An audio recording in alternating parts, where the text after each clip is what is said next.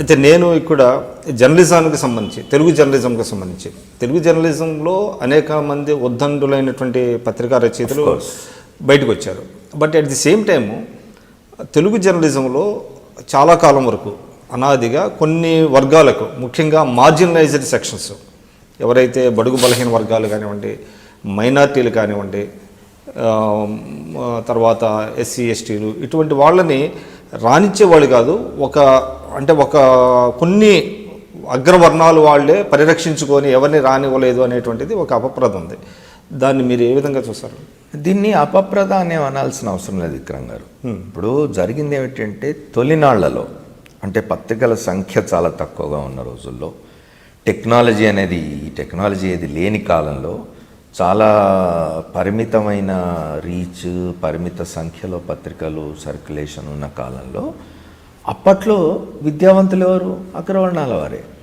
మీరు దళితులు కానీ, వెనుకబడిన తరగతులు కానీ, ఇతరులు కానీ ఆనాడు చదువుకున్నది తక్కువ కదా. ఇప్పుడు తప్పనిసరిగా అంటే లేట్ 70s 80sలో కొంత మార్పు వచ్చింది. లేట్ 70s నుంచి మారింది. అంతకుముందు కానీ అప్పుడు కూడా వాళ్ళకి ప్రవేశం లేకుండా అదే అంతకుముందు ప్రొటెక్ట్ చేసుకునే పరిస్థితి వచ్చింది. అక్కడికే వస్తున్నాను నేను. అంతకుముందు ఏమిటి అంటే చాలా పరిమితమైనది ఉండేది కాబట్టి అప్పుడు విద్యావంతులైన వాళ్ళు, చదువుకున్న వాళ్ళు, అగ్రకులాల వాళ్ళు కాబట్టి వాళ్ళే సంపాదకులైనారు. ఆ సంపాదకులైన వాళ్ళు అది కొనసాగుతూ వచ్చింది కొంతకాలం పాటు. అది ఈ కింది వాళ్ళను, లేదా దళితులను, లేదా వెనుకబడిన తరగతులను, గ్రామీణ ప్రాంతాల నుంచి వచ్చే వాళ్ళను, ఇట్లాంటి వాళ్ళను కొంత నిరుత్సాహపరచడం, రానివ్వకపోవడం అనేది కొంతకాలం సాగింది. కానీ ఇప్పుడు మీరు చూడండి, ఆ తర్వాత గత 2 దశాబ్దాల కాలంలో కనుక మీరు చూసినట్టయితే ఇప్పుడు చాలామంది దళిత సెక్షన్స్ నుంచి గ్రామీణ ఇప్పుడు బాగా మారింది. అంటే నేను అనేది మీరు చెప్పింది అది ఒకటే రీజన్. మారడానికి కారణం ఏంటంటే మెయిన్గా ఎడ్యుకేషన్, చదువుకోవడం అనేది ఒకటి. రెండవ ప్రధాన కారణం ఏంటంటే జర్నలిజం అనే వృత్తిని కూడా, అంతకుముందు జర్నలిజం అనేది అంటే ఇది ఒక వృత్తి, ఉద్యోగము, దీని మీద కూడా మనం ఆధారపడవచ్చు అనే ఆలోచన, కాన్సెప్ట్ లేదు.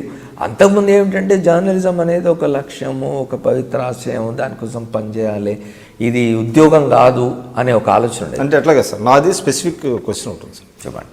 అంటే కొన్ని వర్గాలు తమ ఆధిపత్యాన్ని ఈ రంగంలో నిలబెట్టుకోవడం కోసం చాలామందిని ఎంకరేజ్ చేయలేదు అనేటువంటిది ఒకటి ఉన్నది. అది ఎంతవరకు వాస్తవం అంటే మీరు చెప్పేది ఎడ్యుకేషన్ లేకపోవడం అనేది ఒక కారణం, కానీ సబ్సిక్వెంట్గా ఎడ్యుకేషన్ పెరిగింది, తర్వాత వచ్చింది. కానీ ఇటువంటి పరిస్థితి తెలుగు జర్నలిజంలో రాలేదంటారా? అంటే అక్కడక్కడ జరిగి ఉండొచ్చు విక్రమ్ గారు. ఇప్పుడు కొంతమంది అంటే వ్యక్తుల మీద ఆధారపడి ఉంటుంది. ఒక సంపాదకుడు ఉంటే ఆ సంపాదకుడు తన వర్గానికి సంబంధించి, తన సామాజిక వర్గానికి సంబంధించిన వారిని ప్రోత్సహించడం అట్లాంటివి చేసిన సందర్భాలు ఉన్నాయి కదా, డెఫినెట్గా ఉన్నాయి. కానీ అది జనరలైజ్ చేయవద్దు. ఆ రోజుల్లో కూడా నిజానికి స్పార్క్ ఎక్కడ ఉంటే అక్కడి నుంచి పికప్ చేసిన సంపాదకులు కూడా ఉన్నారు, చేసేందుకు ప్రయత్నించిన సంపాదకులు కూడా ఉన్నారు. కానీ అది ఎక్కువగా జరగకపోవడానికి కారణం అవిద్య. ఆ తర్వాత దాన్ని బ్రేక్ చేసింది మాత్రం రామోజీరావు గారు. డెఫినెట్గా ఇప్పుడు రామోజీరావు గారు బ్రేక్ చేసినారు ఒకటి. రామోజీరావు గారు తర్వాత ఏం జరిగిందంటే, ఇప్పుడు చూడండి మీరు, ప్రతి పత్రికకు, ప్రతి మీడియా సంస్థకు ఒక శిక్షణకు సంబంధించిన ఇది ఉంది. ఒక జర్నలిజం కాలేజ్, జర్నలిజం స్కూల్ లాంటివి ఉన్నాయి. అందులోకి ఎవరు వస్తున్నారనే దాని మీద ఇవాళ ఏమి లేదు. ఇవాళ ఎవరు ఏ సామాజిక వర్గం చూసే పరిస్థితి లేదు. ఇప్పుడు చాలా వైడ్ అయింది. ఎందుకంటే దీన్ని ఇదొక వృత్తిగా ఈ ఆలోచన మారింది. వెనకట్లాగా పత్రికల్లో పనిచేస్తే ఏమొస్తుంది. నిజానికి 76లో నేను జర్నలిజంలోకి రావాలనుకున్నప్పుడు చాలామంది నన్ను నిరుత్సాహపరిచినారు. ఏమిటది, నువ్వు హాయిగా పోస్ట్ గ్రాడ్యుయేషన్ చేసుకోవచ్చు, యూనివర్సిటీలో లెక్చరర్గా వెళ్ళొచ్చు, లేదా ఇంకేదైనా చేయొచ్చు, ఇట్లాంటివన్నీ, లా చదవచ్చు, అడ్వకేట్ కావచ్చు, ఇట్లాంటివన్నీ మాట్లాడినారు. జర్నలిజం అంటే ఆ రోజుల్లో అసలు ఇది ఏముంటుంది ఇందులో అనే ఒక అభద్రత అని. ఇవాళ అట్లా కాదు. జర్నలిజం అత్యద్భుతమైన అవకాశాలనే మీకు, అంటే స్కై ఈజ్ ది లిమిట్ అంటారు కదా, అట్లా ఇవాళ అంటే 2 రకాలుగా ఉన్నది. జర్నలిజంలో పూర్తిగా ఏమంటారు, ఎక్స్ప్లాయిటేషన్, లో పెయిడ్ ఇది ఉన్నది. ఇంకోవైపు అద్భుతమైన అవకాశాలు ఉన్నాయి. 2 రకాలుగా ఉన్నది. ఇవాళ మీరు ఇంగ్లీష్ జర్నలిజంలో కనుక పోయి చూసినట్టయితే, ఎలక్ట్రానిక్ మీడియాలో పోయి మీరు ఇంగ్లీష్ దీనిలోకి పోయినట్టయితే అద్భుతమైన అవకాశాలు ఉన్నాయి. కానీ లాంగ్వేజ్ జర్నలిజం దగ్గరికి వచ్చేసరికి విపరీతమైన దోపిడీ ఉన్నది. అంటే నేను అనేది ఏంటంటే కొంతమంది సంపాదకులు వ్యక్తులు మీరు అన్నట్టుగా డెఫినెట్గా అది వ్యక్తుల మీదే ఉంది. అంటే ఒక సమాజానికి హితం చెప్పేవాళ్ళు, రాజకీయ పార్టీలకి దిశానిర్దేశం చేసేవాళ్ళు, ఇటువంటి ఇంటలెక్చువల్స్, సోకాల్డ్ ఇంటలెక్చువల్స్, వాళ్ళు ఒక కులతత్వంతోనో ప్రాంతీయతత్వంతోనో వ్యవహరించి ఒక టాలెంట్ని కిల్ చేసిన పరిస్థితులు తెలుగులో ఉన్నాయి అనేటువంటిది ఉన్నది. అట్లాంటి సంఘటనలు జరిగిన మాట వాస్తవం.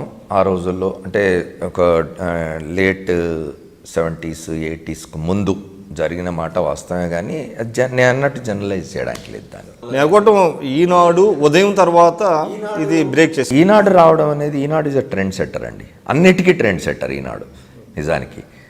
అది అసలు మారుమూల పల్లెల్లోకి తెల్లవారుజాము 4 పత్రిక పోవడం దగ్గర నుంచి, సర్క్యులేషన్ వేలు లక్షల సంఖ్యలో సర్క్యులేషన్ తేవడం దగ్గర నుంచి, జర్నలిస్టులను తయారు చేయడం, పెద్ద సంఖ్యలో జర్నలిస్టులను తయారు చేయడం, దానికి కొన్ని వేల మంది జర్నలిస్టులను ఈనాడు సంస్థ తయారు చేసింది. అట్లా ఆ రకంగా చాలా ట్రెండ్స్ క్రియేట్ చేసింది. అంతకుముందంతా పత్రికలు చాలా కన్జర్వేటివ్గా ఉండేవి. కొంత ఒక భాష వాడకూడదు, లేకపోతే ఒక మాండలికం వాడకూడదు, లేకపోతే ఇంకో ఇది ఉండకూడదు, ఇట్లా ఉండేది. అట్లాంటివన్నిటిని బద్దలు కొట్టింది ఈనాడు. ఈనాడు వచ్చి ఆ ట్రెండ్స్ అన్నిటిని కూడా మార్చేసింది.